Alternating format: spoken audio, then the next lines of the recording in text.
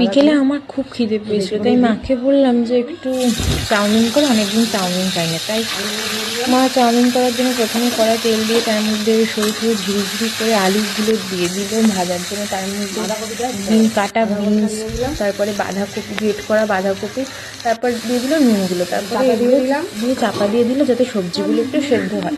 তারপর সবজিগুলো ভাজা ভাজা হয়ে গেলে তার মধ্যে মা একে একে হলুদ গুঁড়ো, তারপরে চিলি সস, সয়া সস দিয়ে দিল টেস্টের জন্য, আর একটু কালারের জন্য, আর ভিনিগারটাও দিয়েছিল যাতে টেস্ট হয়। তারপরে মা সিদ্ধ করে রাখা চাউমিনগুলো ঝপঝপ করে দিয়ে দিল।